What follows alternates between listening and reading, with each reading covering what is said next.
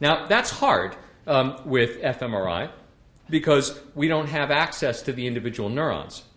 What we get, even in the best case, by working really hard at it, is maybe a cubic millimeter, okay, in each measurement. The voxels or volume elements that we can acquire are at that sampling resolution.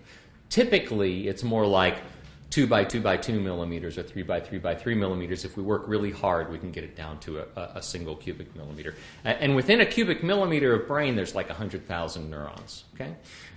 And some of them will be responsive to rightward motion, some will respond to leftward motion, some of them will be selected for upward and some for downward. So we don't have the same ability to easily record from them individually. Right? So over the years, over the past 15 years or so, people have come up with a variety of tricks to try and use this neuroimaging technique to get at the selectivity of the underlying neural responses. One of those, which I'll show you now, is to use the same adaptation idea that I started off with in the demo a little while ago. Another one, which I'm sure Frank Tong is going to talk about, involves the use of classifiers. And another one, which is not unrelated to the classifiers, I will briefly show you but not really explain, time permitting, later in the talk, which we call a forward model analysis of fMRI data. So how does the adaptation experiment work?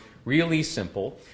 So conceptually, it's the same as the visual illusion, the motion after effect that you already experienced.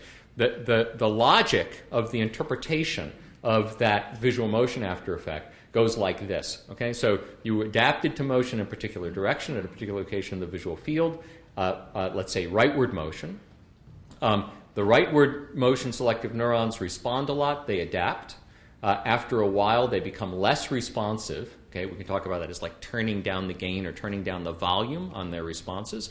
Then I show you something stationary, and there's now an imbalance. The rightward selective neurons are less responsive than the leftward selective neurons, because the right ones adapted and the leftward ones didn't. And so you see leftward motion. It's that relative response of the two subpopulations that encodes what your motion percept is. Okay? Any difference in rightward and leftward selective neural response will give you a motion percept. Now you're looking at something stationary. Under normal circumstances, those two populations of neurons would yield the same responses, but they don't because we've adapted out the rightward ones. That's the logic. What that means is that somewhere in your brain there's direction selective